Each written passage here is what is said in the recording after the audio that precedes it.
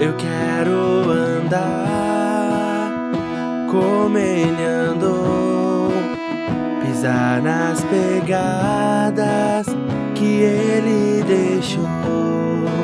Vamos começar, gente? Deu a hora? Boa noite a todos. Nós estamos na aula 10, 10ª aula, e nós vimos em Atos que Deus, ele começou a atuar, o Espírito Santo desceu e Deus usou a vida dos apóstolos, dos discípulos de Jesus para proclamar a palavra. Eles começaram a ser intimidados e eles disseram: olha, nós não podemos deixar de falar daquilo que temos visto e ouvido. Não importa obedecer a Deus do que aos homens. E eles tinham essa certeza do que Cristo fez por eles, e eles estavam dispostos até a morrer por isso, e alguns morreram, como Estevão, como Tiago e outras pessoas. Depois a gente viu, entre os capítulos 2 e 4, algumas das características que essas pessoas tinham. As pessoas criam em Cristo e a vida delas era transformada. Havia um desejo da parte deles de estarem juntos. Havia também eles perseveravam no ensino da palavra. O que a Bíblia diz é verdade. Eles queriam sempre estar ouvindo, queriam aprender mais, queriam crescer mais. Também havia o cuidado mútuo, havia uma necessidade, alguém estava passando por uma dificuldade, eles estavam dispostos um a ajudar o outro naquilo que eles viam de necessidade que surgia. Também havia no desejo do coração deles, aquele desejo de louvar a Deus. Havia uma graça abundante. O que é a graça abundante? As pessoas olhavam para eles e viam a graça de Deus transbordando na vida deles. Havia também um bom testemunho. Eles faziam as coisas, agiam de uma forma coerente com a vida que eles professavam, com a fé que eles professavam. Eles proclamavam a Cristo, eles resolviam os problemas quando surgiam e estavam dispostos a pagar o preço para que levar a palavra de Deus, para servir a Deus e fazer aquilo que Deus queria. Bom, o Evangelho sai das fronteiras de Jerusalém. Deus alcança a família de Cornélio lá no capítulo 10, e aí a gente vê que por causa da perseguição que houve, por causa da perseguição que matou Estevão, que matou outros como Tiago, o Evangelho foi para outras regiões. Ele se espalhou por toda a Judéia, foi para Samaria e chegou até a Síria, em Antioquia. E lá em Antioquia, os discípulos foram pela primeira vez chamados de cristãos. E cristão quer dizer aquele que segue a Cristo. Então, nós somos cristãos, não nominalmente, porque cristão de verdade é aquele que segue os passos de Cristo, aquele que está disposto a servir a Cristo, que tem a sua vida transformada por Cristo, e não alguém que tem uma religião e disse que é cristão. No capítulo 13 a gente vê que Paulo e Barnabé são enviados por aquela igreja, por aquelas pessoas que creram lá em Antioquia, e eles vão e pregam o Evangelho na região da Galácia e da Frígia, que é no país da Turquia, e eles anunciam a palavra naquela região, e depois, posteriormente, eles escrevem uma carta para as igrejas daquela região da Galácia, e a carta de Paulo aos Gálatas. A gente viu que houve uma disputa, e alguns dos judeus achavam que tinha que guardar as leis de Moisés, seguir os rituais do Antigo Testamento, e aí eles tiveram um debate e chegaram à conclusão que não deviam pôr sobre eles o peso que ninguém conseguiu suportar, e que devia só colocar para os discípulos de Jesus, que eles tinham que se abster das coisas contaminadas aos ídolos, da prostituição, do que é sufocado e do sangue.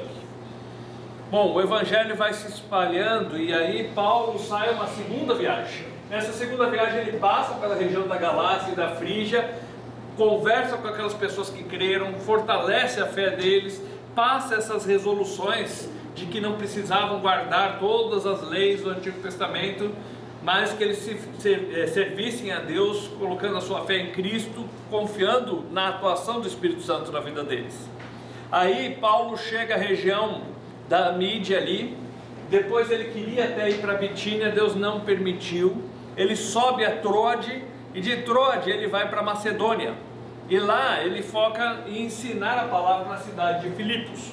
E lá em Filipos ele é preso por causa de pregar o Evangelho, e ele e Silas estavam ali presos, açoitados e louvando a Deus, porque Deus era fiel e Deus era bom, mesmo na hora da dor, mesmo na dificuldade. E aí eles estavam louvando a Deus, dá um terremoto, o carcereiro achou que todos tinham fugido, e Paulo grita para ele: não faça nada com você, por causa que estamos todos aqui. Aí ele vem, conversa com Paulo e Silas e pergunta: senhores, o que eu devo fazer para que eu seja salvo? E aí no verso 31 eles respondem: crê no Senhor Jesus e será salvo tu e a tua casa. E nós paramos aqui, capítulo 17, verso 1. Tendo passado por Anfípolis e Apolônia, chegaram a Tessalônica, onde havia uma sinagoga dos judeus. Então eles chegam à cidade de Tessalônica, que ficava próxima a Filipos, e começam a anunciar a palavra de Deus. Posteriormente, Paulo escreveu 2 cartas aos Tessalonicenses. E versículos 2 e 3 agora. Paulo, segundo o seu costume, foi procurá-los e por 3 sábados arrazoou com eles acerca das Escrituras, expondo e demonstrando ter sido necessário que o Cristo padecesse e ressurgisse dentre os mortos. E este, dizia ele, é o Cristo Jesus que eu vos anuncio. Então ele começa a pregar a palavra ali, como do seu costume. Verso 4: alguns deles foram persuadidos e unidos a Paulo e Silas, bem como numerosa multidão de gregos piedosos e muitas distintas mulheres. A mensagem foi apresentada e muitas pessoas colocaram a sua fé em Cristo. Só que algumas pessoas não quiseram colocar a fé em Cristo, e aí começaram a perseguir Paulo, e por isso ele foi para outra cidade, a cidade de Bereia. Capítulo 17, verso 10. Logo depois, durante a noite, os irmãos enviaram Paulo e Silas para Bereia. Ali chegados, dirigiram-se à sinagoga dos judeus. Então eles saem de Tessalônica, vão para Bereia, e lá em Tessalônica teve quem creu e teve quem não creu, e os que não creram começaram a perseguir. Aí, versículo 11 agora: ora, estes de Bereia eram mais nobres que os de Tessalônica, pois receberam a palavra com toda avidez, examinando as Escrituras todos os dias para ver se as coisas eram de fato assim. Algo que era muito forte no meio daquele povo é que eles ouviam a palavra e eles recebiam essa palavra com todo o ânimo, com toda a avidez.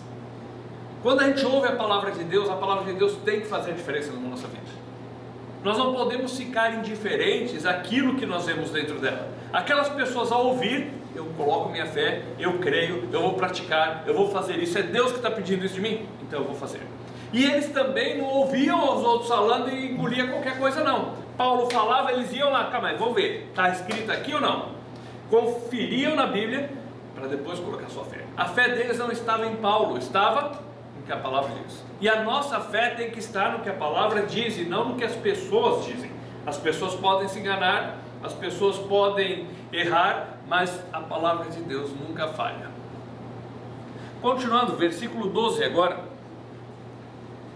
Com isso, muitos deles creram, mulheres gregas de alta posição e não poucos homens.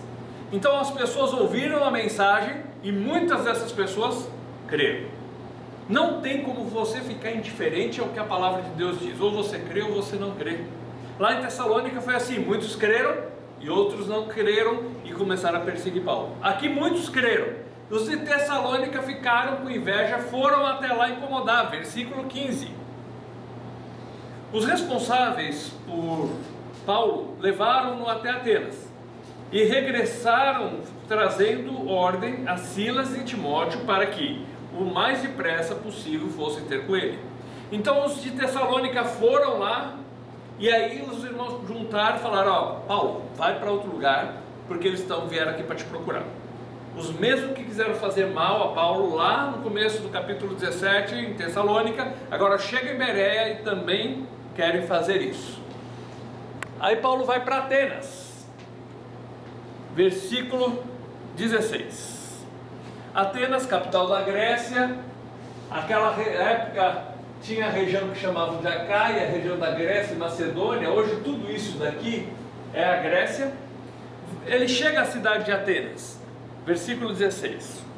Enquanto Paulo os esperava em Atenas, o seu espírito se revoltava em face da idolatria dominante na cidade.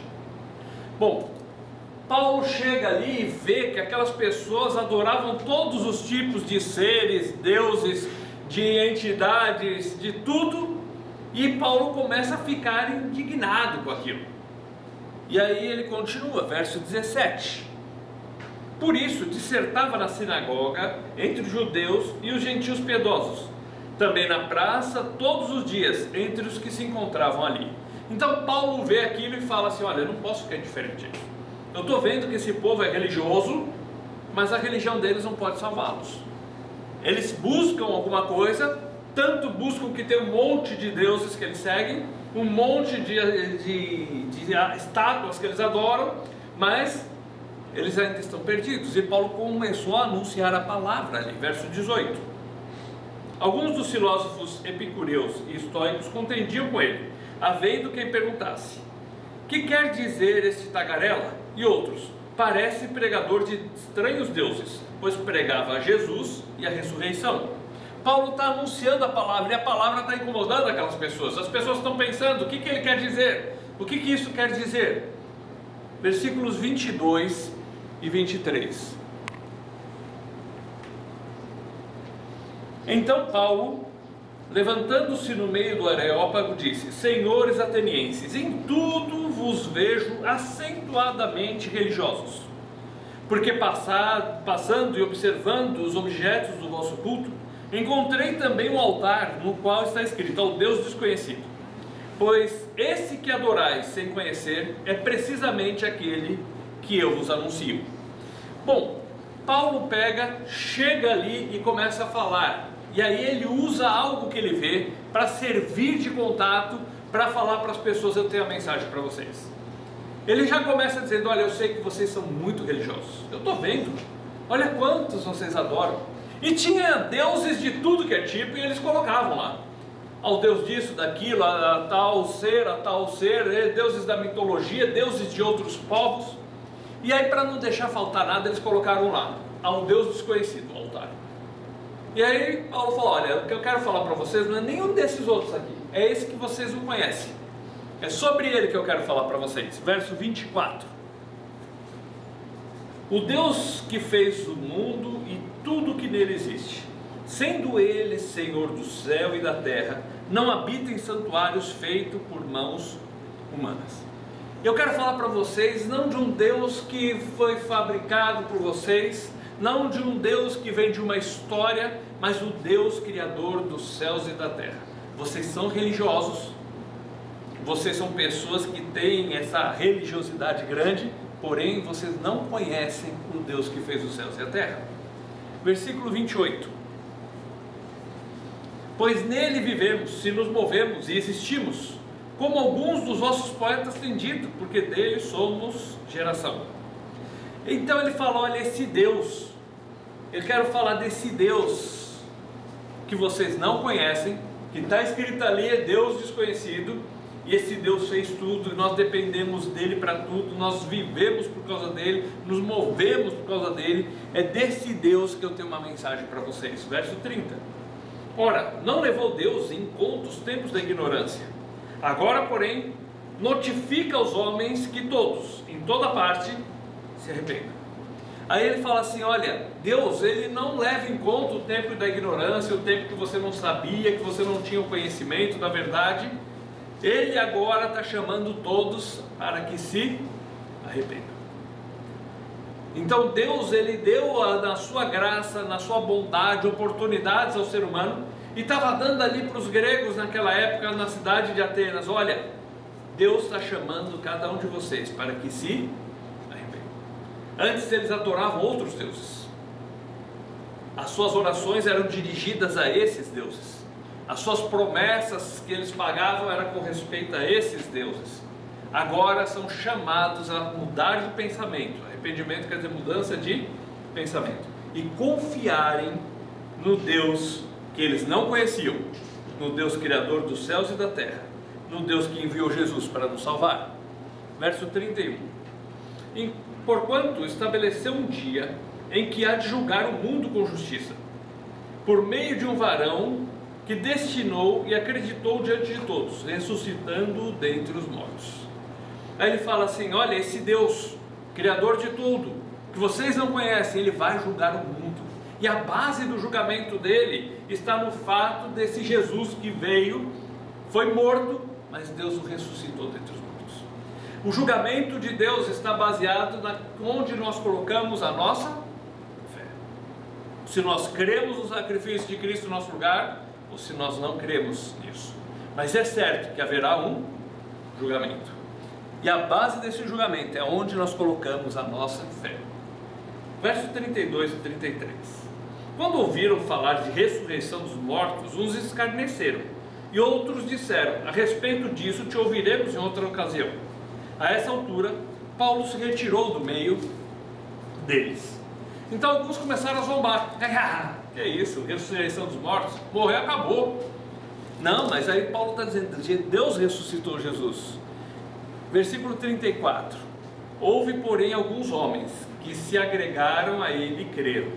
Entre eles estava Dionísio, o Areopagita, uma mulher chamada Damaris, ou Damaris, depende da versão, e com eles outros mais. Alguns ouviram e escarneceram.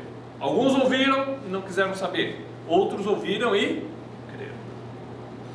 Capítulo 18, verso 1. Depois disso, deixando Paulo Atenas, partiu para Corinto. Então Paulo sai, vai para a cidade de Corinto, e nessa cidade ele permanece bastante tempo, e posteriormente ele escreve 2 epístolas para os coríntios. Então, versos 2 e 3. Lá encontrou certo judeu chamado Áquila, natural de Ponto, recentemente chegado da Itália, com Priscila, sua mulher, em vista de ter Cláudio decretado que todos os judeus se retirassem de Roma. Paulo aproximou-se deles, e posto que eram do mesmo ofício, passou a morar com eles e ali trabalhava, pois a profissão deles era fazedor de tendas, fazer tendas. Então Paulo se junta a eles, está ali, está trabalhando, fazendo tendas, mas ele tem um propósito que é passar a palavra para as pessoas naquela cidade. Verso 4. Todos os sábados discorria nas sinagogas, persuadindo tanto judeus como gregos. Paulo ele estava pronto a pregar o evangelho em qualquer cidade, em qualquer lugar. Veja que ele geralmente ia para as sinagogas e ensinava. Mas ele chega em Atenas e vê lá um altar ao Deus desconhecido, ele usa aquilo como um gancho para atrair a atenção das pessoas e falar sobre o Deus que eles não conheciam. Ele chega numa outra cidade, ele está trabalhando, mas ele arruma um tempo no sábado para ir lá na sinagoga para discutir, para mostrar que Jesus era o Cristo, era o Salvador, o Messias prometido. Versículo 8 agora. Mas Crispo, o principal da sinagoga, creu no Senhor, com toda a sua casa. Também muitos dos coríntios, ouvindo, criam e eram batizados. Veja que aquelas pessoas na cidade foram ouvindo a mensagem, inclusive o principal da sinagoga, e creram naquela mensagem. E porque creram, se identificaram com Cristo no batismo. Ou seja, eu creio que Cristo morreu por mim, eu creio que Cristo pagou os meus pecados, e eu estou disposto a me identificar com Ele, a declarar a todos a fé que eu tenho no que Jesus fez por mim. Verso 11. Ali permaneceu 1 ano e 6 meses, ensinando entre eles a palavra de Deus. Veja que Paulo pega e permanece naquela cidade. Ele anuncia Cristo como Salvador e permanece por 1 ano e meio ensinando aquelas pessoas as coisas concernentes à palavra de Deus. Ele tem o primeiro trabalho, que é levar as pessoas a entender que Jesus era o Cristo, mas posteriormente ele continua ensinando para que as pessoas tenham mais conhecimento, para que as pessoas cresçam, para que as pessoas tenham conhecimento do que Cristo fez para a vida deles, para o dia a dia, para eles entenderem quem eles são em Cristo. Obrigado. Para eles entenderem o que Cristo fez por eles, e agora eu tenho uma nova vida. Agora em Cristo eu sou salvo, agora em Cristo eu tenho a vida eterna, agora em Cristo eu tenho uma vida diferente. Agora, por causa de Cristo, eu vivo de uma forma diferente nesse mundo, eu tenho razão para a minha vida. Versículo 19. Chegados a Éfeso, deixou-os ali. Ele, porém, entrando na sinagoga, pregava aos judeus. Então Paulo está em Corinto, ficou 1 ano e meio pregando em Corinto, ensinando a palavra para que as pessoas tivessem o crescimento dentro da palavra de Deus, porque é a palavra que produz esse crescimento, é a palavra que nos amadurece, é a palavra que nos ensina como viver nesse mundo. Aí ele vai para Éfeso, uma outra cidade, uma cidade que ficava na Turquia. Então ele sai da Grécia e agora vem para a Turquia, e ele leva junto com ele Priscila e Áquila.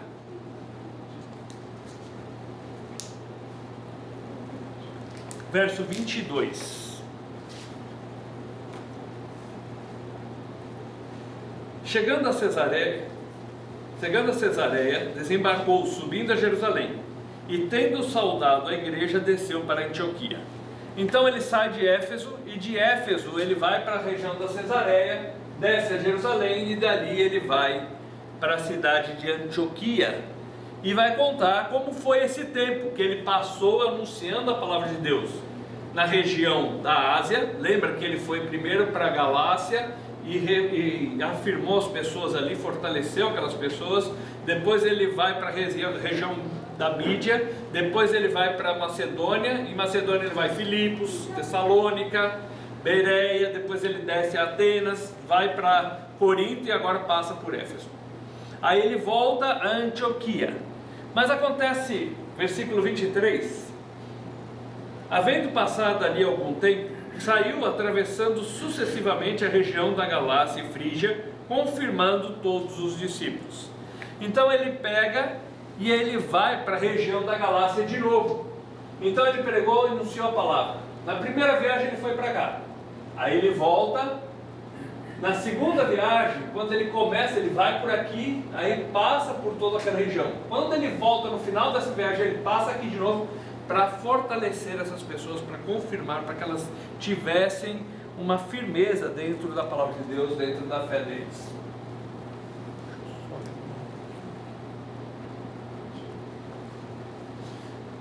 Versículo 24.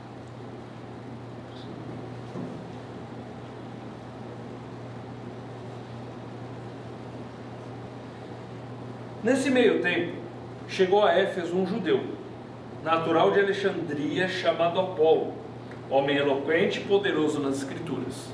Então lá em Éfeso ficou Priscila e Áquila, e chega um homem chamado Apolo, que era de Alexandria, aqui no norte da África, aqui no Egito, embora judeu de ascendência, nascido ali, e um homem conhecedor das escrituras. Versículo 25. Era ele instruído no caminho do Senhor, e sendo fervoroso de espírito, falava e ensinava com precisão a respeito de Jesus, conhecendo apenas o batismo de João. Então ele era um homem que conhecia o Velho Testamento, conhecia a pregação de João Batista, falava do Salvador que estava por vir, mas ele não sabia alguns detalhes. Versículo 26. Ele, pois, começou a falar ousadamente na sinagoga. Ouvindo, porém, Priscila e Áquila, tomaram-no consigo e com mais exatidão lhe expuseram o caminho de Deus. Então eles explicaram alguns detalhes que ele ainda não estava sabendo. Lembra que ele morava longe, ele não estava lá em Jerusalém quando os fatos se concretizaram. Verso 27.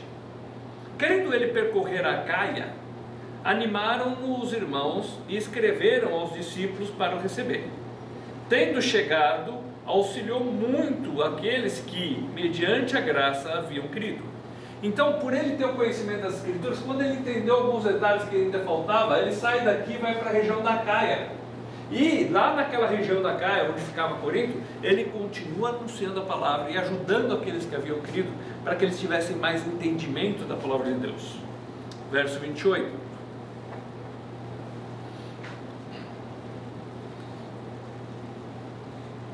Porque com grande poder convencia publicamente os judeus, provando por meio das escrituras que o Cristo é Jesus. Então ele conseguia pegar a palavra e mostrar lá as profecias do Velho Testamento, e mostrando que isso se concretizou em Cristo através da palavra de Deus, através das profecias que estavam escritas e que foram cumpridas na pessoa de Jesus Cristo. Capítulo 19. Eu estou indo rápido nas partes históricas, mas depois vai ter algumas partes que eu vou diminuir o ritmo para a gente entender. capítulo 19, verso 1. Aconteceu que, estando Apolo em Corinto, Paulo, tendo passado pelas regiões mais altas, chegou a Éfeso, e achando ali alguns discípulos. Aí vai contar a história de uns discípulos que tinham em Éfeso, que ainda não tinham entendimento de tudo sobre as Escrituras. E aí verso 8 agora. Durante 3 meses, Paulo frequentou a sinagoga, onde falava ousadamente, dissertando e persuadindo com respeito ao reino de Deus. Ele vai para a sinagoga e começa a pregar. Versículo 9. Visto que alguns deles se mostravam empedernidos e descrentes, empedernido é coração duro, coração de pedra, tá? Visto que alguns deles se mostravam empedernidos e descrentes, falando mal do caminho diante da multidão, Paulo, apartando-se deles, separou os discípulos, passando a discorrer diariamente na escola de Tirano. Então Paulo sai dali e começa a ensinar aquelas pessoas que creram na escola de Tirano. Uma coisa que é curiosa é sempre essa expressão, os do caminho, porque os discípulos chegavam e anunciavam a palavra de Deus, o caminho de Deus para a salvação. Jesus é o caminho, a verdade, a vida, e ninguém vai ao Pai senão por Ele. E aí eles começaram a apelidar aqueles que creem em Jesus de os do caminho. Quem são aqueles? São os do caminho, porque eles confiavam, pregavam sobre o caminho que levava até Deus. Verso 10. Durou isso por espaço de 2 anos, dando ensejo a que todos os habitantes da Ásia ouvissem a palavra do Senhor, tanto judeus como gregos. Veja que ele começa a pregar ali por 2 anos, na escola de Tirano, e já 3 meses que estava na sinagoga. Por mais de 2 anos ele está pregando aqui, e o evangelho daqui se espalha para essa região toda. Por exemplo, tinha Colossos, que era ali perto, tinha Laodiceia, que era ali perto, Pérgamo. As igrejas citadas em Apocalipse capítulo 2 e 3, que são 7 igrejas, são todas dessa região aqui, ó, inclusive Éfeso. E aí a palavra se espalha pela Ásia, nesse período que Paulo está ali por anos, ensinando a palavra de Deus, morando em Éfeso. Versículo 11. E Deus, pelas mãos de Paulo, fazia milagres extraordinários. Isso era importante para que as pessoas na época entendessem que a mensagem de Deus era viva. Por que essa questão dos milagres? A gente pensa às vezes, porque fala que Jesus estava vivo. O Jesus, ele apareceu lá, ele pregou na região de Israel, e ele curou as pessoas, e ele ressuscitou os mortos, e esse Jesus foi morto pelos nossos pecados. Ele era o Filho de Deus, Deus nos amou, mandou o seu Filho morreu por nós, e ele está vivo. Aí as pessoas vão falar, como que você prova que ele está vivo? E quando esses milagres eram feitos, servia de prova de que realmente Jesus estava vivo. Tanto que o mesmo poder que Deus usou lá na região de Israel, na época de Jesus, na pessoa de Jesus, agora estava se manifestando nos outros lugares que a palavra chegava, como uma prova viva de quê? De que Jesus estava vivo. Verso 18. Muitos dos que creram vieram confessando e denunciando publicamente as suas próprias obras. Então a pessoa falava, olha, eu criei em Jesus, Jesus me salvou. Antes eu acreditava em outras coisas, antes eu servia outros deuses, antes eu acreditava que eu seria salvo pelas minhas obras ou por coisas que eu gosto de fazer. E aí eles davam o testemunho de que a sua fé agora estava colocada somente em Jesus. E o que é curioso é o que acontece no verso 19. Também muitos dos que haviam praticado artes mágicas, reunindo os seus livros, os queimaram diante de todos. Calculados os seus preços, achou-se que montavam a 50.000 denários. Então, muitas pessoas daquelas ali, elas criam nas artes mágicas, praticavam feitiçaria, e eles tinham esses livros que ensinavam essas coisas. Embora a gente olhe para o desenho, são rolos, que antigamente os livros eram dessa forma. E essas pessoas, por professar a fé em Cristo, falam assim, eu não acredito mais nisso. Isso que eu acreditava antes era uma mentira, isso que eu acreditava antes ia contra Deus. E aí elas pegavam e queimavam aquilo, porque falavam, agora eu creio somente na palavra de Deus. Então era uma forma onde eles declaravam a sua fé somente em Cristo e diziam: tudo aquilo que eu acreditei antes foi uma mentira, tudo aquilo que eu acreditei antes é contra Deus, e agora eu acredito somente no que Cristo fez por mim. E aí eles abandonavam aquelas práticas antigas, a sua fé antiga, deixavam aquilo de lado. Aí a gente vê o arrependimento, que é a mudança de pensamento e atitude, e colocavam a sua fé somente em Cristo. Aí fala que o preço desses livros juntados, ele dava 50 mil denários. Então o denário é o salário de um dia de trabalho. Então 50 mil dias de trabalho. Eu fiz uma conta pensando no salário mínimo do Brasil hoje, tá bom? 1.212 e multiplicado, aí dá R$44 o dia, e aí isso multiplicado por 50 mil, dá 2.200.000 que foi queimado naquele dia. Agora pensa assim, alguém podia dizer: ah, mas eu podia pegar esse livro e eu vou vender, vou fazer um dinheiro. Mas ele pensava assim: não, ó, a minha fé só está em Cristo, se eu vender isso para alguém, eu vou incentivar alguém a continuar acreditando numa mentira. E aí a fé dele estava tão firmada em Cristo que ele: não importa que isso vale dinheiro, não importa que isso daqui vai me dar algum benefício, o que importa é que a minha fé só está em Cristo, e eu renuncio a essas coisas, essas mentiras que eu acreditei antes, e eu queimo isso aqui. Cristo para eles era mais importante que dinheiro. Tudo bem que hoje tem tanta igreja que só ensina que o mais importante é o dinheiro, né? Tudo que falam é só por dinheiro. Mas essas pessoas estavam dispostas a abrir mão de coisas, abrir mão da sua fé antiga, colocar a sua fé somente em Cristo, abrir mão de ganho financeiro, por causa que o que Cristo oferecia era muito melhor para eles. Versículo 20. Assim a palavra do Senhor crescia e prevalecia poderosamente. As pessoas estavam dispostas a declarar a sua fé, e essa fé era cada dia mais proclamada na região, porque as pessoas criam e mostravam isso com as suas atitudes. Eu ouço muitas pessoas dizendo o seguinte: não, mas eu creio, você não sabe o que está aqui dentro. É verdade, eu não sei, só Deus sabe, isso é verdade. Só que aquilo que eu creio tem que influenciar a minha vida, ao ponto dos outros poderem ver a minha fé através das minhas atitudes. Então, como que a palavra crescia poderosamente? As pessoas colocavam a fé e colocavam de tal forma que a sua vida era transformada, e as pessoas ao redor viam isso. Isso servia de testemunho para as pessoas pensarem: vale a pena eu servir esse Jesus, vale a pena eu colocar minha fé nele. Versículo 23.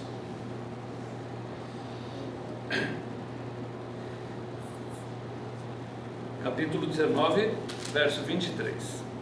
Agora, senão que o Espírito Santo de cidade em cidade me assegurou que me esperavam cadeias e tribulações. Desculpa, eu li errado, eu li o 20. Adiantei o capítulo aqui, desculpa, vou voltar aqui. Verso 23. Capítulo 19, verso 23. Por esse tempo houve grande alvoroço acerca do caminho. O que aconteceu? As pessoas pregavam a palavra, muita gente estava crendo em Éfeso, e aí houve um alvoroço. Por que houve um alvoroço? Verso 24. Pois um ourives, chamado Demétrios, que fazia de prata nichos de Diana, e que dava muito lucro aos artífices, o que ele fez? Ele começou a pensar assim: agora todo mundo está abandonando a fé em Diana, e agora vai acabar meu ganho. E aí ele provocou uma confusão. Por quê? Interesse financeiro. Verso 25.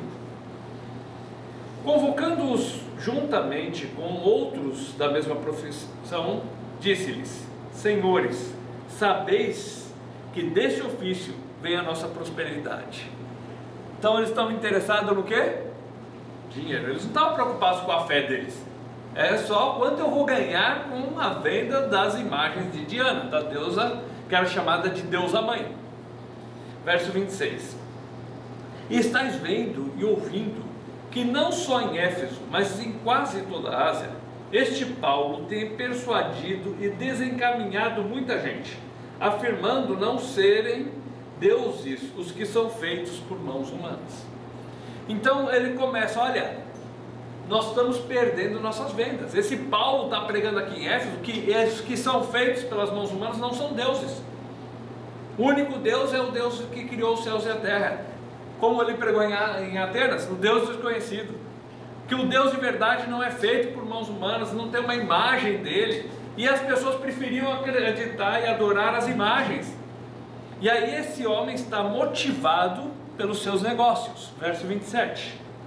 Não somente há perigo de que a nossa profissão venha a cair em descrédito, como também o próprio templo da grande deusa Diana ser estimado em nada, e ser mesmo destruída a majestade daquela que toda a Ásia e o mundo adoram. Ele estava preocupado com a religião de Diana ou com o ganho dele? Estava preocupado com o dinheiro dele. Mas aí ele, para argumentar, olha, se a gente não tomar cuidado, o nome da nossa grande deusa Diana vai acabar. Mas se ela é uma grande deusa, ela que cuide do nome dela, não é? Mas ele está lá interessado pelo seu ganho e criando aquela confusão toda. Verso 28. Ouvindo isso, encheram-se de furor e clamavam: grande é a Diana dos Efésios. E aí começa a confusão, há um ajuntamento, aí vem um escrivão, e aí começam a falar, debater sobre o assunto, e aí o escrivão fala assim: ó gente, nós podemos ter algum problema por esse ajuntamento, essa confusão toda aqui. Se alguém tem alguma disputa, vá nos tribunais e faça. E aí dissolveu aquela assembleia, aquela confusão que estava acontecendo ali. Mas qual foi o motivo da confusão? Os caras estavam vendo que estavam perdendo o seu ganho. Havia um interesse, a fé deles era baseada também nos seus ganhos. Capítulo 20. Cessado o tumulto, Paulo mandou chamar os discípulos e, tendo-os confortado, despediu-se e partiu para a Macedônia. Então ele estava em Éfeso, que é na Turquia, e ele sai dali e vai para a Macedônia. Ele ficou um bom tempo ali, ele ensinou, ele pregou a palavra, aquelas pessoas conheciam sobre a palavra, e aí ele vai para outra região e deixa os discípulos continuarem ensinando a palavra naquele lugar. Verso 2: havendo atravessado aquelas terras, fortalecendo os discípulos com todas as exortações, dirigiu-se para a Grécia.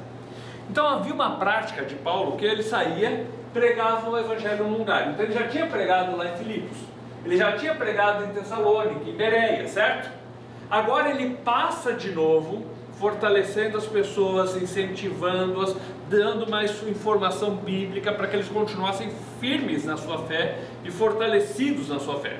Como ele fez na Galácia, também ele agora está fazendo na região da Macedônia. E aí ele desce para a Grécia, para a região da Caia, e faz a mesma coisa. Verso 3: onde se demorou por 3 meses, tendo havido uma conspiração por parte dos judeus contra ele.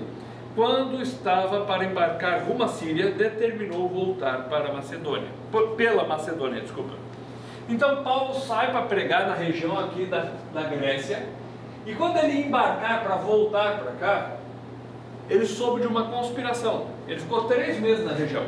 Aí ele soube dessa conspiração, então em vez de embarcar para cá, onde talvez iriam pegá-lo ou matá-lo, ele volta por terra, passando pela região da Macedônia. Verso 4: acompanharam até a Ásia Sópatro de Bereia, filho de Pirro, Aristarco e Secundo de Tessalônica, Gaio de Derbe e Timóteo, bem como Tíquico e Trófimo da Ásia. Aí você fala assim: por que a gente está lendo esse verso com esse monte de nome difícil? Uma boa pergunta, né? Olha o que é importante. Paulo, ele sempre se preocupou em passar a palavra para as pessoas, mas ele sabia que a vida dele estaria limitada, dali uns dias ele seria morto. Ele sabia que mesmo que ele não fosse morto pelos judeus, a idade vai chegando e uma hora morre. Então Paulo sempre estava, por onde passava, fazendo discípulos, discipulando pessoas, ensinando aquilo que ele sabia, para que essas pessoas depois passassem para outras pessoas. E esses nomes citados aqui eram companheiros de Paulo, pessoas que depois foram e tocaram o trabalho adiante. Por exemplo, Timóteo, Paulo chama ele até de filho. Quando fala de Gaio, Gaio aparece João falando sobre ele, numa das cartas de João. Fala de um que tomou conta da igreja lá em Tessalônica, outro de Bereia, o outro da região da Ásia. Então ele cita pessoas de vários lugares que foram discipuladas por Paulo, que Paulo ensinava a eles a palavra de Deus para que eles passassem para outras pessoas. Isso que é importante, a gente não pode guardar o ensinamento só para a gente. A gente tem que passar esse ensinamento para outros, para que outros também possam ensinar outros. O propósito de uma planta, a gente pensa assim numa árvore. Você planta um pé de laranja e a gente pensa, um pé de laranja deve produzir laranja, certo? Mas dentro da laranja tem a semente para produzir o quê? Outro pé de laranja. Deus quer que a palavra de Deus seja para nós da seguinte forma: eu ouço a palavra, eu entendo a palavra, só que agora eu vou entender mais porque outros precisam vir. Então eu vou saber o que ele ensinou, eu vou aprender mais, eu vou ter mais firmeza nas minhas convicções dentro do que a palavra diz. Para o quê? Para ensinar outras pessoas. Nós não podemos deixar com que aquele ensinamento que a gente receba morra aqui. O propósito é que mais pessoas entendam, mais pessoas aprendam mais sobre essa palavra, para que elas possam passar para outros que precisam ouvir. Paulo não guardou para ele discipulou pessoas para que essas pessoas pudessem dar continuidade no ensino, ele saindo para outra cidade ou indo para outro lugar. Por isso que Paulo, por exemplo, saía de Éfeso e largou lá Áquila e Priscila, e ficou um casal lá. E aí quando chega o Apolo, eles tinham conhecimento bíblico para ajudar Apolo a entender mais. Aí Apolo vai para Corinto e ajuda o pessoal de Corinto. E essa multiplicação do conhecimento da palavra. No mundo acadêmico, o que as pessoas querem não é tanta multiplicação do conhecimento, eles querem segurar um pouquinho para eles ser o melhor que os outros. Mas diante da palavra de Deus, o propósito não é esse. É que eu vou discipular outras pessoas, eu vou passar a palavra para essas pessoas, para que essas pessoas passem para outras, aí essas outras vão aprender, vão passar para outras. O propósito é o quê? Multiplicação. E essas pessoas eram pessoas que serviam a Deus juntamente com Paulo, e Paulo estava assim multiplicando o número de professores, multiplicando o número de pessoas que podiam ensinar outros e ajudar outros a crescerem na sua fé. Verso 13. Nós, porém, prosseguindo, embarcamos e navegamos para Assos, onde deveríamos receber Paulo, porque assim nos fora determinado, devendo ele ir por terra. Lembra que Paulo decidiu não ir por embarcação, mas ir por terra. Então, fala que nós navegamos. Lucas estava junto, outro que estava ali junto com Paulo, aprendendo para poder também passar para outros. Veio um grupo por aqui, no caso Lucas entre eles, e Paulo com aquele outro grupo vem por terra, e eles se encontram naquela região. Verso 14.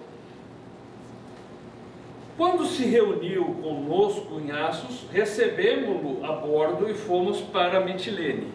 Então ele sai dali, o recebe, Paulo aborda aqui, e daqueles vem para Mitilene. Versículo 15 agora. Capítulo 20, o verso 15. Dali, navegando, no dia seguinte, passamos de fronte a Quios. No dia imediato, tocamos em Samos e um dia depois chegamos a Mileto. E aí quando ele chega em Mileto, aí a gente vai ver o que acontece ali na cidade, nessa região portuária aqui de Mileto. Então Mileto ficava aqui embaixo. Deixa eu passar mais uma vez para ajudar a gente a ver. E Mileto ficava próximo a Éfeso. Lembra que ele passou mais de 2 anos lá em Éfeso? E aqui a gente vai ver nesse texto que ele cita 3 anos. Então vamos ver os versos 17 e 18. De Mileto, mandou a Éfeso chamar os presbíteros da igreja. E quando se encontraram com ele, disse-lhes: vós bem sabeis como foi que me conduzi entre vós em todo o tempo, desde o primeiro dia em que entrei na Ásia. Então Paulo chama os presbíteros. Quem que eram os presbíteros? Eram pessoas que foram colocadas aqui em Éfeso para estarem cuidando do rebanho de Deus, ou seja, das pessoas que creram. Então eram pessoas que ouviram a palavra, tiveram conhecimento e tinham condições de estar passando a palavra para outros.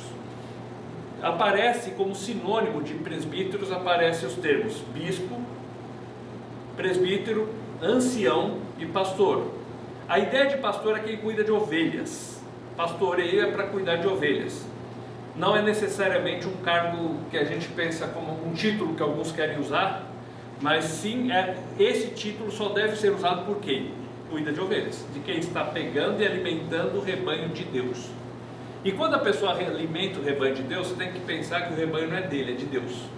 Então ele tem que pensar muito o que ele vai falar, porque se ele falar alguma coisa errada, o dono do rebanho vai ficar bravo com ele. Porque o dono do rebanho é Cristo. Então a pessoa, ao falar alguma coisa, tem que ser com muito temor diante de Deus para não falar uma coisa errada. Então essas pessoas, seja bispo, é ligado mais a uma área administrativa, mas é o mesmo cargo, o presbítero, ou pastor, ou ancião, que é a ideia de alguém que o pessoal tinha respeito por ele. Então ele manda chamar essas pessoas que estavam à frente da igreja ali em Éfeso para ensinar aquelas pessoas. E Paulo começa a conversar com eles e fala: olha, vocês lembram como eu me portei no meio de vocês? Paulo tinha consciência tranquila que enquanto esteve ali, ele teve um comportamento adequado e ele teve uma conduta que podia ser considerada exemplar para aquelas pessoas. E aí ele continua, versículo 19.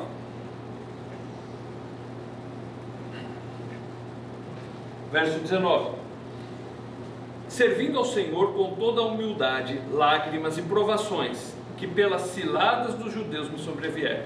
Então ele fala assim: olha, eu estava lá no meio de vocês, e vocês sabem como me comportei, e lá eu tive muitas provações, eu tive muitas dificuldades, foram muitas lágrimas vertidas com toda a humildade. Aqui está o exemplo que Paulo deixou para aqueles presbíteros. Servir a Deus é o quê?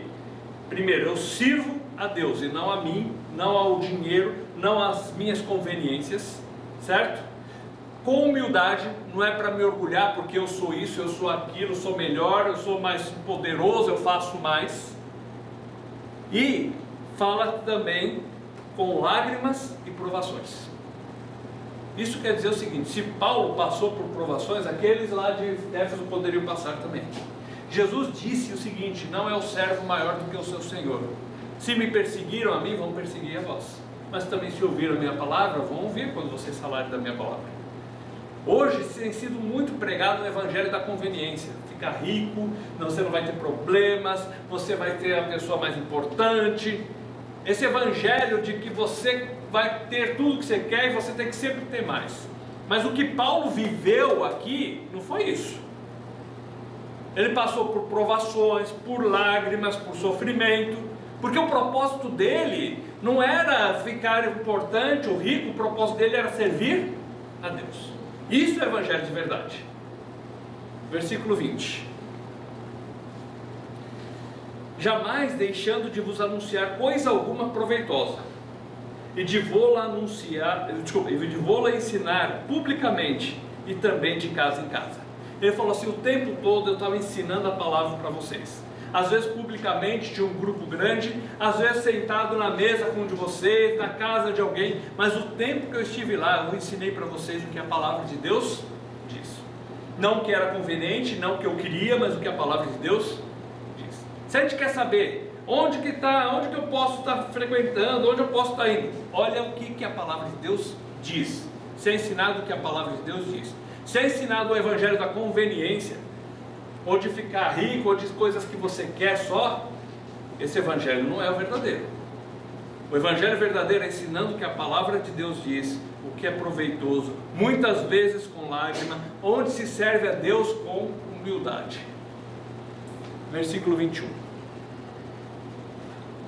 testificando tanto a judeus como a gregos o arrependimento para com Deus e a fé em nosso Senhor Jesus Cristo.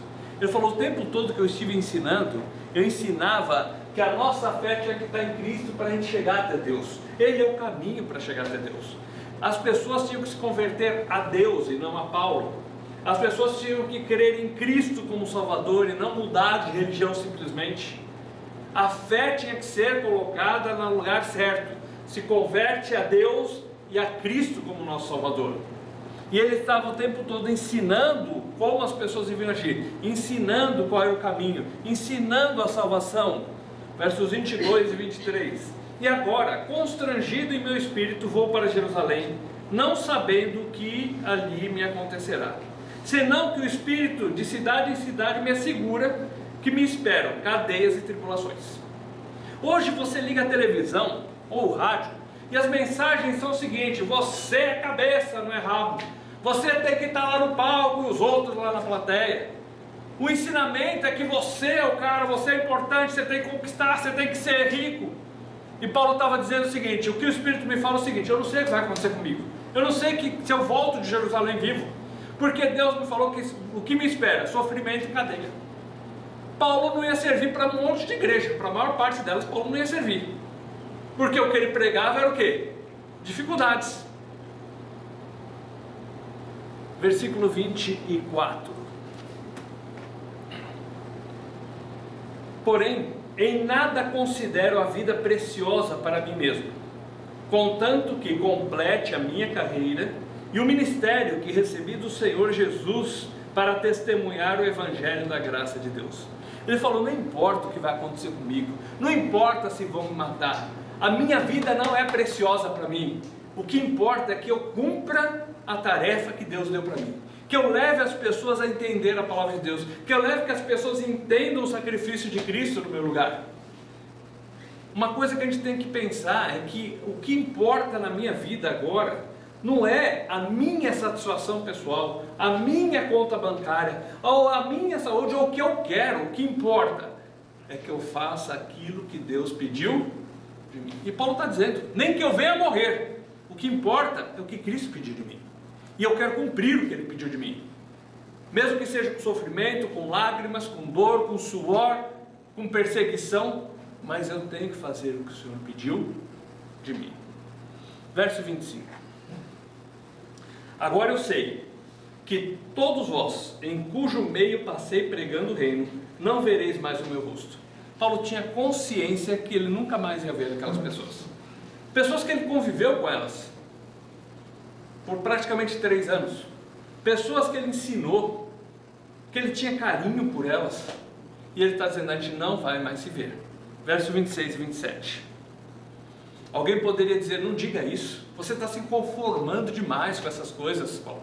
Você tem que determinar que Deus vai te dar a vitória, você tem que determinar que você está bom, que você vai voltar, que você vai ser o cara, que você vai vencer. Não, nenhum momento ele era isso. Verso 26 e 27. Portanto, eu vos protesto no dia de hoje que estou limpo do sangue de todos, porque jamais deixei de vos anunciar todos os desígnios de Deus. Eu anunciei para vocês tudo que está escrito na palavra para que vocês conheçam. Paulo não estava preocupado com a popularidade dele, ele queria que as pessoas entendessem o que Deus disse, custe o que custar, nem que fosse a própria vida dele. Verso 28. Atendei por vós e por todo o rebanho sobre o qual o Espírito Santo vos constituiu bispos, para pastoreardes a igreja de Deus, a qual ele comprou com o seu próprio sangue. Então, ele chama os presbíteros, diz que o Espírito Santo os colocou como bispos para que eles pastoreassem. Lembra os termos que a gente citou no começo? Então, qual é o papel dessas pessoas? Olha, vocês estão colocados por Deus diante do rebanho de Deus, e pensa o que você vai fazer, porque o rebanho não é seu, o rebanho é de Deus, e você vai dar conta para Ele do que você fez com esse rebanho. Então, quando Paulo falou: eu ensinei para vocês o que tinha que ensinar, e não o que eles queriam ouvir, porque hoje é moda ensinar o que as pessoas querem ouvir, mas a gente tem que entender que a gente está aqui para fazer o que Deus quer. Paulo ensinou para eles o tempo todo, falou: eu estou livre, meu sangue, minha mão está livre do sangue de vocês, porque eu preguei a palavra para vocês, eu anunciei a verdade, vocês agora sabem. Se você não quis aplicar, não quis saber, porque você é culpado agora, porque da minha parte eu expliquei para vocês, é isso que ele está falando. E agora pensem, vocês que foram colocados à frente do rebanho ali em Éfeso, tende cuidado para fazer o que o Espírito Santo colocou vocês para fazer, o rebanho é de Deus. Pastoreie a igreja. O que o pastor fazia, pastor de ovelhas? Pegava a ovelha, levava para um lugar seguro, pegava a ovelha e levava para as águas tranquilas. É só olhar o Salmo 23. O Senhor é meu pastor, nada me faltará. Guia-me mansamente para as águas de descanso, para os pastos verdejantes. O seu cajado me consola, refrigera a minha alma. Ainda que eu ande pelo vale da sombra da morte, tu estás, não temerei mal algum, porque tu estás comigo. A tua vara e o teu cajado me consolam. Então qual era o papel do pastor de ovelhas? Dar alimento, dar proteção, ajudar para que a ovelha, se tivesse ferida, fosse curada, conduzir a ovelha, nem que fosse em lugares perigosos. Então ele está comparando o trabalho daquelas pessoas com a palavra de Deus com o pastor de ovelhas. Você tem que alimentar o rebanho com a palavra, você tem que ensinar o caminho para andar, você tem que trazer refrigério para a alma dessas pessoas através da palavra, você tem que proteger esse rebanho dos ensinos falsos, você tem que pegar e ajudar essas pessoas quando eles passam pela dificuldade. Esse é o trabalho deles. Versículo 29. Eu sei que depois da minha partida, entre vós penetrarão lobos vorazes, que não pouparão o rebanho. Ou seja, vai aparecer pessoas que vão entrar no meio de vocês e que vão querer perverter a fé dessas pessoas, que vão ensinar um evangelho falso, que vão ensinar coisas que são convenientes para eles, em vez de ensinar o que a palavra de Deus diz. Verso 30. E que dentre vós mesmos se levantarão homens falando coisas pervertidas, para arrastar os discípulos atrás deles. Ou seja, vai ter gente que vai se levantar e vai ensinar coisas erradas e vai ensinar mentiras e querer arrastar o rebanho atrás dessas mentiras. Tomem cuidado com isso. O papel do pastor não é proteger o rebanho. Ensine a palavra para proteger o rebanho. Alimente a palavra, o rebanho com a palavra para protegê-lo. Verso 31. Portanto, vigiai, lembrando-vos de que por 3 anos, noite e dia, não cessei de admoestar com lágrimas a cada um. Eu ensinei a palavra para vocês por 3 anos, muitas vezes com sofrimento, muitas vezes com lágrimas. E aprendam que vocês têm que ensinar a palavra para as pessoas, para que elas não sejam levadas por lobos que venham querer arrastar o rebanho. Lembra que ele está comparando aqueles que creram com o rebanho de ovelhas. E aí ele compara os ensinos falsos com lobos, que vêm para devorar o rebanho. E aí as pessoas gostam às vezes do papo desse lobo, gostam das mentiras que são pregadas. Isso é agradável aos seus ouvidos. E aquelas pessoas que estavam em Éfeso para ensinar a palavra tinham que vigiar e lembrar: eu tenho que ensinar a palavra para que as pessoas não caiam na mentira, no engano. 32. Agora, pois, encomendo-vos ao Senhor e à palavra da sua graça, que tem poder para vos edificar e dar herança entre todos os que são santificados. O que é importante nessa hora? Imagina aquela cena, Paulo falando, aquelas pessoas viveram juntos por 3 anos, aprenderam muito de Paulo, tinham um amor para com Paulo, e Paulo falando: a gente não vai mais se ver. E talvez eles pensaram: o que vai ser da gente agora?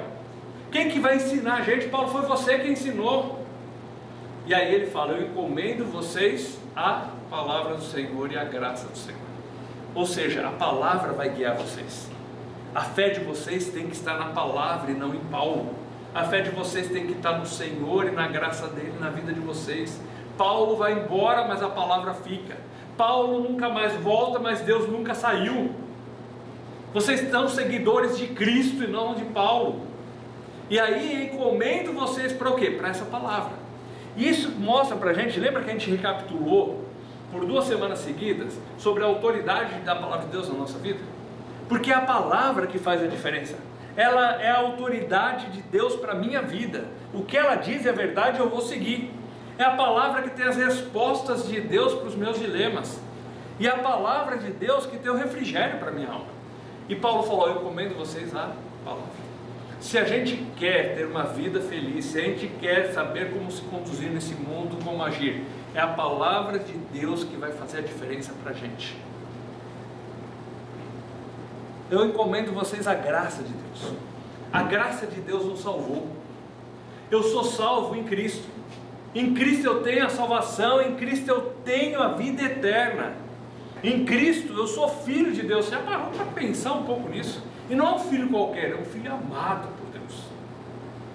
E lá em 1 João capítulo 3, verso 1, fala assim: vede quão grande amor nos tem demonstrado o Pai, a ponto de sermos chamados filhos de Deus. Não somos meramente filhos, mas os filhos amados por Deus.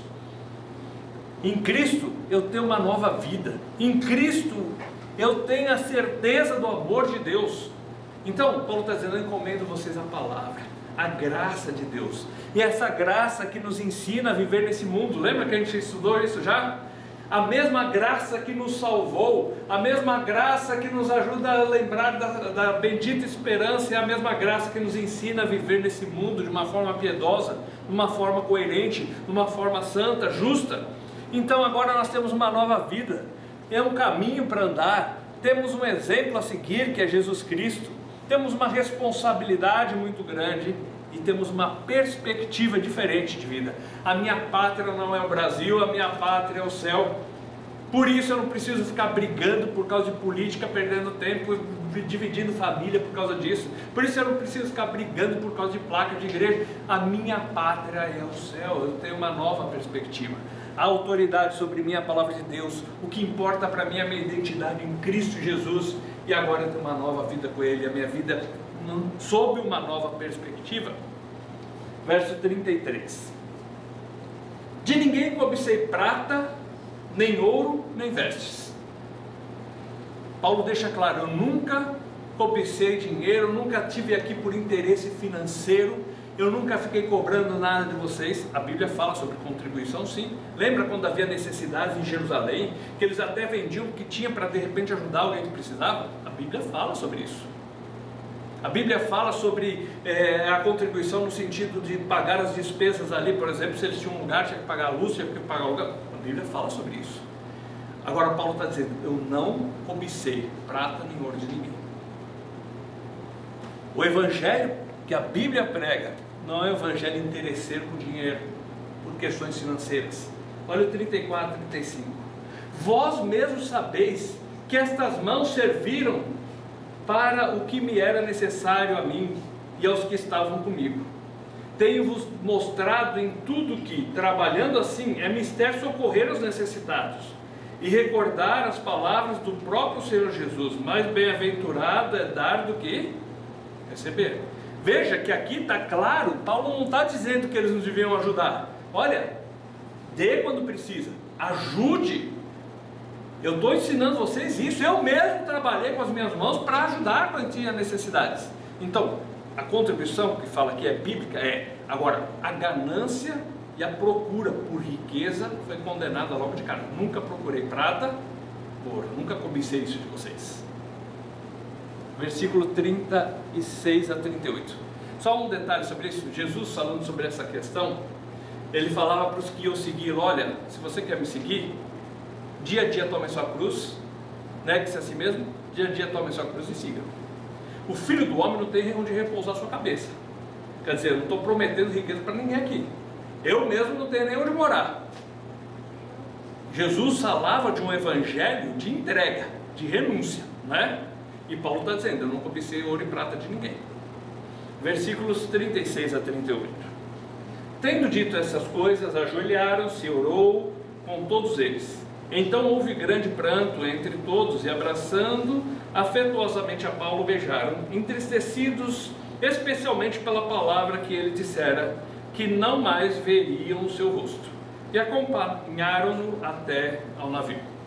Paulo anuncia aquilo, fala o que aconteceria com ele, eles se despedem, e o que é interessante, Paulo fala assim: olha, vocês estão agora guiados pela palavra e pela graça do Senhor. Vocês não precisam mais de mim, vocês precisam do Senhor, vocês precisam da palavra dele. Capítulo 21, verso 3. Agora Paulo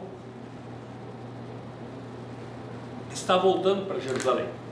E agora a gente vai andar um pouco mais rápido nesses capítulos, porque Paulo vai ser preso e vai ter vários julgamentos. E a gente não vai ficar lendo todos os julgamentos, só vamos ler os versos principais. Verso 3. Quando Chipre já estava à vista, deixei-a à esquerda, navegando para a Síria, e chegando a Tiro, pois o navio havia de ser descarregado ali. Então Paulo sai dali de Mileto, né? E ele vai até a região de Tiro. Então ele sai daqui, o navio vem, passa por baixo de Chipre e vem até Tiro. 21, verso 17. Tendo chegado a Jerusalém, os irmãos nos receberam com alegria. No dia seguinte, Paulo foi conosco encontrar-se com Tiago, e todos os presbíteros se reuniram. E tendo-o saudado, contou minuciosamente o que Deus fizera entre os gentios por seu ministério. A palavra ministério quer dizer serviço. Paulo disse assim, enquanto eu estive servindo a Deus, e não mandando sendo o cara, aconteceu isso, e ele contou o que aconteceu em Éfeso, o que aconteceu em Tessalônica, o que aconteceu em Bereia, o que aconteceu em Filipos, em Corinto, em Atenas. Contou para os irmãos ali, e eles se alegraram em ouvir essa notícia. Verso 27. Quando já estavam por findar 7 dias, os judeus vindo da Ásia, tendo visto Paulo no templo, alvoroçaram todo o povo e o agarraram. Então, os judeus vieram, esse Paulo está pregando isso, esse Paulo está pregando sobre Jesus, e os judeus, lembra que tinham rejeitado Jesus. Muitos creram em Jesus, mas o judeu mesmo, ele havia rejeitado. E aí eles criam um auê e Paulo é preso por causa disso. Versos 31 a 33. Procurando eles matá-lo, chegou ao conhecimento do comandante da força que toda Jerusalém estava amotinada. Então este, levando logo soldados e centuriões, correu para o meio do povo. Ao verem chegar o comandante e os soldados, cessaram de espancar Paulo. Aproximando-se o comandante, apoderou-se de Paulo e ordenou que fosse acorrentado com 2 cadeias, perguntando quem era e o que havia feito. Então Paulo agora foi preso ali em Jerusalém, porque os judeus tinham ódio dele, porque ele pregava que Jesus ressuscitou. Capítulo 22, versos 1 e 2, Paulo vai falar em sua defesa. Irmãos e pais, ouvi agora a minha defesa perante vós. Quando ouviram que lhes falava em língua hebraica, guardaram ainda maior silêncio, e ele continuou. E aí Paulo começa a explicar sobre a sua história, sobre a sua vida, versos 3 e 4. Eu sou judeu, nasci em Tarso da Cilícia, mas criei-me nesta cidade, e aqui fui instruído aos pés de Gamaliel, segundo a exatidão da lei dos nossos antepassados, sendo zeloso para com Deus, assim como todos vós o sois no dia de hoje. Persegui este caminho até a morte, prendendo e metendo em cárceres homens e mulheres. E aí ele começa a contar com a história dele. Olha, eu mesmo persegui esse caminho, eu mesmo não criei em Jesus, eu prendi pessoas. E aí ele continua, versículo 8, o que mudou? Aí ele fala da visão que ele teve, e aí ele diz, perguntei, quem és tu, Senhor? Ao que me respondeu, eu sou Jesus Nazareno, a quem tu persegues. E aí ele conta que Jesus aparece para ele, e que aí ele crê em Jesus. E aí, versículo 22, ele vai dando o testemunho de como foi a vida dele.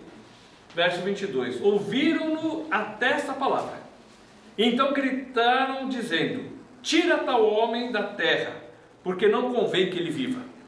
Então falaram de matar Paulo. Verso 24, ordenou o comandante que Paulo fosse recolhido à fortaleza e que sob açoites fosse interrogado para saber por que motivo assim clamavam contra ele. Então o comandante mandou prender Paulo, só que aí ele seria açoitado, e Paulo usa a lei para não ser açoitado. Verso 25, quando o estavam amarrando com correias, disse Paulo ao centurião presente, ser-vos-á porventura lícito açoitar um cidadão romano sem estar condenado? Aí ele usa a lei que não podia açoitar um cidadão romano sem ter uma condenação. E como ele nasceu na cidade de Tarso, e Tarso era uma cidade de colônia romana, então ele tinha um título de cidadão romano. Então ele usa a lei para não ser açoitado. Aí comunicam isso ao comandante, e aí Paulo não é açoitado. Capítulo 23, verso 1. Paulo vai agora ser julgado pelo Sinédrio. Aquele mesmo Sinédrio que julgou Jesus, o Sinédrio que depois julgou João e Pedro, agora vai julgar a Paulo. Talvez alguns já tinham morrido, se passaram alguns anos, mas é o mesmo sinédrio. Verso 1. Fitando Paulo os olhos no sinédrio, disse: varões, irmãos, tenho andado diante de Deus com toda boa consciência até o dia de hoje. Aí quando ele fala isso, o sumo sacerdote, que aqui na época já era Ananias, manda dar um tapa na boca de Paulo, no verso 2. E aí Paulo, no verso 3, fala assim: então lhe disse Paulo: Deus há de ferir-te, parede branqueada. Tu estás aí sentado para julgar-me segundo a lei, e contra a lei mandas agredir-me. Paulo, na hora, já responde: como que você manda me bater assim, seu parede branqueada? O que queria dizer isso? O judeu, ele pintava os túmulos de branco para ficar bonito. E chamar alguém de parede esbranquiçada quer dizer assim: você parece muito bonito por fora, você é podre por dentro. Aí o corrige: como que você ofende o sumo sacerdote? Ele falou: desculpa, eu não sabia que ele era o sumo sacerdote. E aí está no meio desse julgamento. Vamos para o verso 10 agora. Tomando vulto e celeuma, temendo o comandante que fosse Paulo espedaçado por eles, mandou descer a guarda para que o retirasse dali e o levassem para a fortaleza. De novo Paulo vai preso, porque temiam que ele seria despedaçado por essas pessoas. Verso 12. Quando amanheceu, os judeus se reuniram e, sob anátema, juraram que não haviam de comer nem beber enquanto não matassem a Paulo. Eram mais de 40 os que entraram nesta conspirada. Então um grupo de judeus, 40 homens, decidiram: a gente não vai comer e não vai beber até matar Paulo. Não importa o que precise fazer, nós vamos matá-lo. E é aí, quando fazem um juramento desse sobre anátema, quer dizer assim, sobre maldição: eu vou ser maldito se eu não cumprir o que eu prometi que eu vou cumprir. Quando soube disso, verso 16, o sobrinho de Paulo ficou sabendo e avisou Paulo. Olha só, verso 16. Mas o filho da irmã de Paulo, tendo ouvido a trama, entrou na fortaleza e de tudo avisou a Paulo. Paulo avisa o comandante e aí Paulo é transferido para não ser morto. Capítulo 23, versos 24 e 25. Preparei também animais para fazer Paulo montar e ir com segurança ao governador Félix. E o comandante escreveu uma carta nestes termos. Então colocam Paulo para levar ele até o governador. Aí qual o teor da carta? Verso 29. Verifiquei ser ele acusado de coisas referentes à lei que os rege. Nada, porém, que justificasse morte ou mesmo prisão. O comandante, ao ver tudo aquilo, chega à conclusão de que Paulo era inocente. Fala: olhando tudo, mesmo que seja das leis deles, esse homem é inocente, ele não merece ser morto e muito menos nem ser preso ele merece. Aí no capítulo 24, ele vai ser julgado de novo. E ele vai apresentar sua defesa. Então vem o sumo sacerdote, apresenta acusações perante Félix, que era o governador, contra Paulo, e Paulo entra em sua defesa, no capítulo 24, verso 10. Paulo, tendo-lhe o governador feito sinal que falasse, respondeu: sabendo que há muitos anos és juiz dessa nação, sinto-me à vontade para me defender. E aí Paulo começa a sua defesa, verso 14. Porém confesso-te que, segundo o caminho, a que chamam seita, assim eu sirvo ao Deus dos nossos pais, acreditando em todas as coisas que esteja de acordo com a lei e nos escritos dos profetas. Paulo fala assim: olha, eu estou aqui por causa do caminho. Eles chamam de seita, mas eu sigo o que a Bíblia diz, eu sigo o que a lei diz, eu sigo o que os profetas dizem. Paulo estava afirmando que Jesus era o Salvador e tudo isso estava escrito lá no Velho Testamento. Paulo está dizendo: eu não estou contradizendo a lei, eu não estou contradizendo as profecias, pelo contrário, eu estou confirmando, estou dizendo que eu concordo com elas e que elas foram cumpridas em Cristo. Ele é o caminho, a verdade e a vida. Versos 22 e 23. Então Félix, conhecendo mais acuradamente as coisas com respeito ao caminho, adiou a causa, dizendo: quando descer o comandante Lísias, tomarei inteiro conhecimento do vosso caso, e mandou ao centurião que conservasse a Paulo detido, tratando-o com indulgência e não impedindo que os seus próprios o servissem. Então ele vê que tem alguma coisa errada, ele vê que Paulo não devia estar sofrendo o que estava sofrendo, e aí ele manda Paulo ficar lá preso, mas permitindo que Paulo recebesse as pessoas, que as pessoas amigas dele o servissem, porque ele estava vendo que a coisa não estava sendo justa. Verso 24. Passados alguns dias, vindo Félix com Drusila, sua mulher, que era judia, mandou chamar Paulo e passou a ouvi-lo a respeito da fé em Cristo Jesus. Então esse homem começou a ouvir a palavra. Ele queria, depois se você ler o 25 e 26, ele estava esperando que Paulo pagasse uma propina para ele, para ver se libertava ele. Paulo não oferece essa propina, mas aproveita as oportunidades quando ele é chamado para falar sobre a sua fé em Cristo. Ele não usa da situação para querer tirar benefício próprio, pelo contrário, ele usa da situação para que aquele homem ouvisse sobre a palavra de Deus. Verso 27. 2 anos mais tarde, Félix teve por sucessor a Pórcio Festo, e querendo Félix assegurar o apoio dos judeus, manteve Paulo encarcerado. Quer dizer, Félix ouvia Paulo falar sobre a palavra, mas ele também, como bom político, queria os judeus do lado dele, então deixa Paulo preso. Só que eu deixo Paulo preso assim de um jeito que ele pode receber as visitas, mas ele queria jogar dos dois lados. Era um político, né? Era um governador. Capítulo 25, verso 1. Tendo, pois, Festo assumido o governo da província, 3 dias depois subiu de Cesareia para Jerusalém. Então ele vai lá para Jerusalém, versos 10 e 11. Pode falar. Esse Félix era governador, ele Sim. teria assumido o lugar de Pilatos? Não. É outro lugar, né? Aqui ele era o governador atual. Pilatos, ele é na mesma região. Eu não vou dizer que ele foi substituto direto, porque eu teria que olhar a história. Pode ser que teve algum no meio do caminho. É o mesmo cargo que Pilatos tinha lá atrás. Era o cargo de governador. 10 e 11.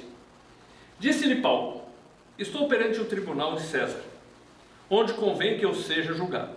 Nenhum agravo pratiquei contra os judeus, como tu muito bem sabes. Caso, pois, tenha eu praticado algum mal ou crime digno de morte, estou pronto para morrer.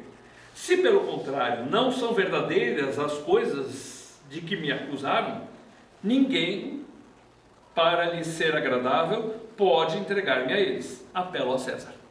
Então o que Paulo fala? É o seguinte, eu estou aqui, eu sou inocente, se eu sou culpado, pode me matar.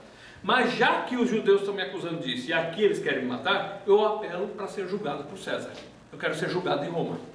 Porque ele sabia que ali o julgamento teria aquela questão política do pessoal querendo agradar os judeus naquela sentença.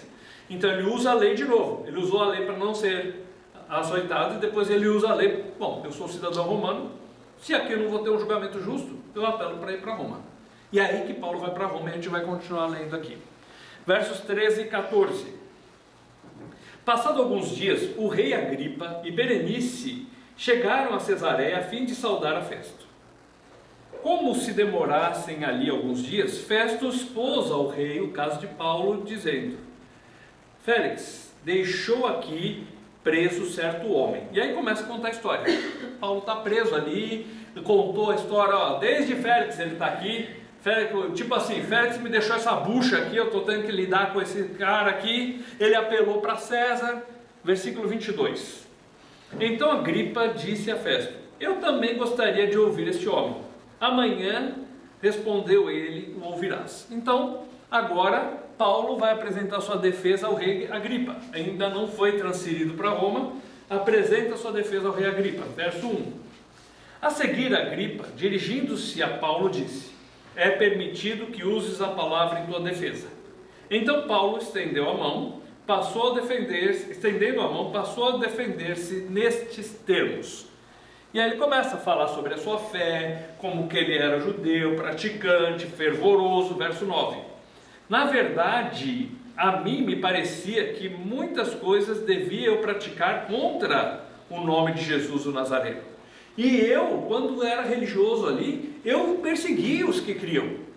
Eu que tinha ódio desse Jesus Nazareno, eu achava ele um mentiroso. Aí ele começa a contar, e aí ele conta sobre a sua conversão, verso 14. E caindo todos nós por terra, ouvi uma voz que me falava em língua hebraica: Saulo, Saulo, por que me persegues? Dura coisa é recalcitrares contra os aguilhões. Paulo, você não quer abandonar aquilo que você crê, deixar isso para crer em mim, Paulo. Você me persegue por quê? E aí ele começa a apresentar o que Cristo falou para ele, versos 16 e 17. Mas levanta-te, firma-te sobre os teus pés, porque por isso te apareci, para te constituir ministro e testemunha, tanto das coisas que me vistes, como daquelas pelas quais te aparecerei ainda, livrando-te do povo e dos gentios para os quais eu te envio. Olha, Paulo, eu peguei e você vai ser minha testemunha, você vai ser aquele que vai apresentar o Evangelho para que o homem pecador possa chegar até Deus. Para que os gentios entendam que Jesus pagou os seus pecados na cruz, que eu paguei os seus pecados na cruz. Então eu vou te colocar como meu servo, como meu ministro, para você levar essa mensagem, para você ser testemunha disso para as outras pessoas. Como que o homem pecador pode chegar diante de Deus? É pelo sacrifício de Cristo na cruz. Versículo 18. Para lhes abrires os olhos e os converterdes das trevas para a luz e da potestade de Satanás para Deus, a fim de que recebam eles remissão dos pecados e herança entre os que são santificados pela fé em mim. Você vai ir e vai pregar, e você vai abrir os olhos daqueles que não enxergam. As pessoas têm os olhos vendados pelas suas crenças, por aquilo que ouviram a vida inteira, e agora Deus estava usando Paulo para abrir os olhos dessas pessoas para que enxergassem a verdade de Deus. Quando a gente leva a palavra de Deus para as pessoas, a gente está abrindo os olhos delas, para que elas vejam o que Cristo fez por elas. E olha, e para os tirar das potestades do poder de Satanás para Deus. As pessoas estavam presas ao pecado. O homem pecador está longe de Deus, merecia ir para o inferno, estava perdido. E agora ele é liberto porque Cristo na cruz pagou os seus pecados. E aí a pessoa recebe o perdão pelos pecados, a remissão dos pecados, porque Cristo pagou, está consumado, está tudo pago. Eu creio, então os meus pecados são perdoados. Qual era o trabalho de Paulo? Era fazer com que o homem pecador entendesse que Cristo na cruz pagou os seus pecados, e eles seriam livres dos pecados, teriam os pecados perdoados, seriam tirados das garras de Satanás e levados até Deus. Abriria os seus olhos para que eles pudessem enxergar a verdade. E aí Paulo termina dizendo o seguinte no verso 19: pelo que, ó rei Agripa, não fui desobediente à visão celestial. Quer dizer, eu obedeci aquilo que Jesus pediu de mim, e é por isso que eu estou sendo julgado. Verso 20: mas anunciei primeiramente aos de Damasco e em Jerusalém, por toda a região da Judéia e aos gentios, para que se arrependessem e se convertessem a Deus, praticando obras dignas de arrependimento. Ele fala assim, então foi lá em Damasco que isso aconteceu. Já lá eu comecei a ensinar, já desci para Jerusalém e tenho ensinado por todos os lugares que as pessoas precisam se converter a Deus. Não é uma prática religiosa diferente, é se converter a Deus. E que elas pratiquem aquilo que a palavra de Deus diz, obras dignas de arrependimento. Eu creio no que Deus diz e essa minha fé produz alguma coisa. Versículo 32. Paulo termina esse discurso, e aí Festo e Berenice e Agripa começam a conversar, e olha a conclusão que Agripa chega, verso 32. Então Agripa se dirigiu a Festo e disse: este homem bem que poderia ser solto se não tivesse apelado para César. Agripa entendeu também que Paulo era inocente. Bom, capítulo 27, versos 1 e 2.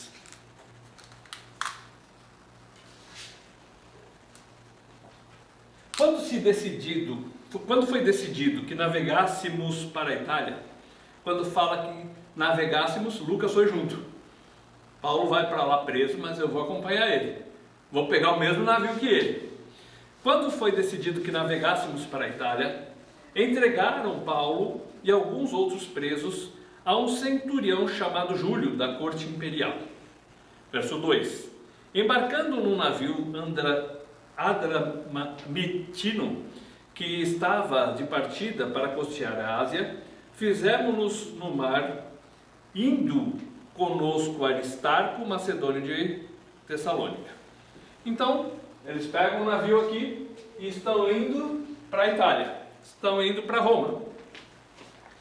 Versículos 14 e 15. Entretanto, não muito depois, desencadeou-se do lado da ilha um tufão de vento chamado Euroaquilão, e sendo o navio arrastado com violência, sem poder resistir ao vento, cessamos a manobra e nos fomos deixando levar. Aí tem esse tufão, o navio fica à deriva, versos 19 e 20. Ao terceiro dia, nós mesmos, com as próprias mãos, lançamos ao mar a armação do navio, e não aparecendo, havia já alguns dias, nem sol nem estrelas, caindo sobre nós grande tempestade, dissipou-se, afinal, toda a esperança de salvamento. Quer dizer, entrou todo mundo, ó, não tem jeito, nós vamos morrer aqui. Já jogamos um monte de coisa para o mar, a gente está à deriva, a gente não vê nem sol, nem lua, nem estrela para direcionar a gente, de tão grande que foi a tempestade. Verso 27. Quando chegou a 14ª noite, sendo nós batidos de um lado para o outro no mar Adriático, por volta da meia-noite, pressentiram os marinheiros que se aproximavam de alguma terra. E aí vamos para o 42. O parecer dos soldados era que matassem os presos, para que nenhum deles nadando fugisse. Ou seja, o navio começa a afundar, e aí vamos matar os presos para nenhum deles fugir, porque eles tinham medo de depois o governador exigir que os próprios soldados tivessem que pagar a pena do preso. Versículo 43. Mas o centurião, querendo salvar a Paulo, impediu-os de o fazer, e ordenou que os soltassem, que os que soubessem nadar fossem os primeiros a lançar-se ao mar e alcançar a terra, e depois os outros iriam se apoiar em madeiras até chegar na terra. Então Paulo seria morto. Deus usa naquela hora o próprio centurião que salva Paulo para que eles não fossem, nenhum preso fosse morto. Capítulo 28, verso 1. Uma vez em terra, verificamos que a ilha se chamava Malta. Então, eles saíram daqui, houve essa grande tempestade, foram 14 dias de grande tempestade entre a parte de Creta para cá, e aqui em Malta, eles acabaram se salvando, vamos por assim, que o navio afunda, mas eles chegam em Malta. Versículo 2. Os bárbaros trataram-nos com singular humanidade, porque, acendendo uma fogueira, acolheram-nos a todos por causa da chuva que caía e por causa do frio. Então Deus usa até o povo daquela região ali para cuidarem de Paulo. Depois fala que uma cobra sai do meio do fogo, pica Paulo, e Deus protege para que não acontecesse nada com Paulo naquela situação. Verso 7. Perto daquele lugar havia um sítio pertencente a um homem principal da ilha chamado Públio, o qual nos recebeu e hospedou benignamente por 3 dias. Versículos 11 e 12. Ao cabo de 3 meses, embarcamos num navio alexandrino que invernara na ilha e tinha por emblema Dioscoros. Tocando em Siracusa, ficamos ali 3 dias. Aí eles pegam, né, esse navio vem até aqui em Siracusa, que fica na Sicília, e aí aqui atracou por 3 dias para depois eles chegarem em Roma. Versículo 16. Uma vez em Roma, foi permitido a Paulo morar por sua conta, tendo em sua companhia o soldado que o guardava. Então Paulo agora, ele está em Roma, preso em Roma, mas como o crime dele não era grave, e quando vai as cartas lá do próprio comandante de Festo, o Agripa, todo mundo fala, mas esse cara não precisava nem estar preso. Ele está preso, ele aluga uma casa, o soldado fica com ele. Aqui é literalmente uma prisão domiciliar. E Paulo, nesse período, podia ficar lá reclamando: eu estou preso, eu queria estar pregando a palavra, eu queria estar em outro lugar, mas eu estou preso aqui. Mas não, em vez disso, ele serve a Deus mesmo da sua casa ali, onde não tinha a mobilidade que ele gostaria de ter. Versículo 23. Havendo-lhe eles marcado um dia, vieram em grande número ao encontro de Paulo, na sua própria residência. Então, desde a manhã até a tarde, lhes fez uma exposição em testemunho do reino de Deus, procurando persuadi-los a respeito de Jesus, tanto pela lei de Moisés como pelos profetas. E aí ele começa a ensinar da sua própria casa para os judeus que estavam ali. Alguns não creram, verso 28, tomai, pois, conhecimento de que esta salvação de Deus foi enviada aos gentios, e eles a ouvirão. E ele fala, agora os gentios vão ouvir essa palavra. E ele continua ensinando, mesmo com a limitação da prisão domiciliar. Versículos 30 e 31, porque aí a gente encerra o livro de Atos. Por 2 anos, permaneceu Paulo na sua própria casa que alugara, onde recebia todos que o procuravam, pregando o reino de Deus, e com toda intrepidez, sem impedimento algum, ensinava as coisas referentes ao Senhor Jesus. Paulo pega e ali ele começa a ensinar, e ele fica ensinando a palavra de Deus para as pessoas, mesmo estando na prisão domiciliar. As cadeias não impediram Paulo de falar. E para encerrar, tem só um minutinho, eu vou pedir a paciência de vocês. Vamos ler Filipenses 1, 12 e 13, e é o último texto que a gente lê. Filipenses 1, 12 e 13. Paulo escreve, quando ele está na cadeia ali em Roma, ele escreveu a carta aos Filipenses, e ele escreveu para os Colossenses também, ele escreveu para Filemon, então, e ele escreveu aos Efésios. São chamadas as epístolas da prisão. Ele escreve 4 epístolas quando ele estava na cadeia. E Filipenses 1, ele conta desse tempo que ele teve preso, versos 12 e 13. Quero, irmãos, cientificar-vos de que as coisas que me aconteceram têm antes contribuído para o progresso do Evangelho, de maneira que as minhas cadeias em Cristo se tornaram conhecidas de toda a guarda pretoriana e de todos os demais. Paulo, em vez de ficar chorando lá que ele estava preso, ele fala, olha na adversidade e vê uma oportunidade de servir a Deus. Um guarda ia ter que ficar com ele ali o tempo todo, não ia? Ele falou, não posso sair para pregar na Espanha, eu queria pregar em tal lugar, mas tem um cara aqui do meu lado, eu vou falar para ele. E anunciava Cristo para aquele. Aí mudava o turno, opa, mais um. E o tempo todo que ele esteve preso, ele esteve anunciando a palavra, porque ele não podia deixar de falar daquilo que ele viu e ouviu. Boa semana a todos. Semana que vem a gente já começa Romanos, e aí serão 4 semanas em cima do livro de Romanos. Deus abençoe a todos. Eu quero viver como ele aqui, com os olhos nos céus e as mãos a servir.